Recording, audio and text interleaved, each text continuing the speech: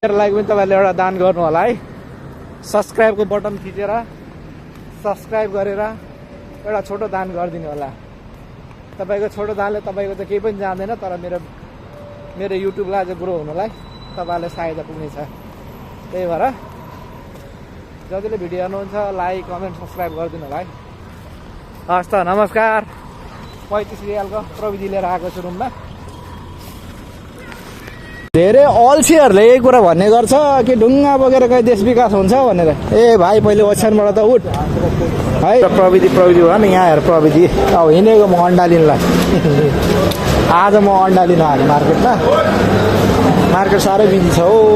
बिहिबार राति आज घुम्मा नै यसरी अन्डा स्याउ पो कसरी छ? 8 रुपियाँ 75 पैसा। स्याउ पनि 8 रुपियाँ 75 पैसा छ। यो 9 रियालको रहेछ। ओरेन्ज 6.75।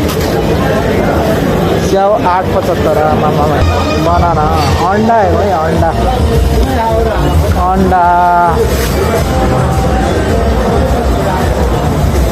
19 रुपियाँ 18 रुपियाँ 18.50। आपा के बित्तिको महँगो हो अन्डा लग्यो भनेर त्यो अन्डा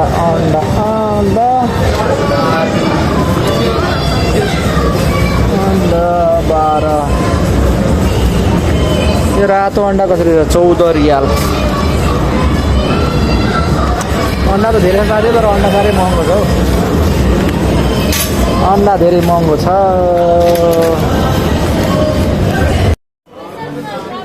दीपावली स्पेशल काजु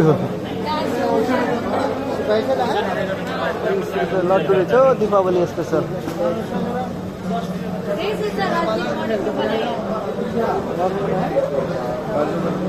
काजू कतली 16 रियाल की 250 ग्राम है।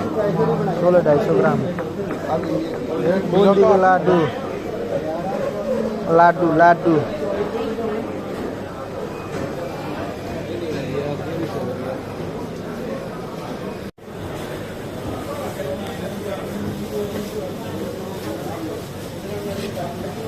केरा खाने हो? केरा खाने हो? 6 रुपियाँ 50 रुपियाँ किलो गरेर 35 रियाल सिनिक्कै। त्यही भएर हरेक सानो कुरोमा चाहिँ यति खर्च लाग्छ भन्दै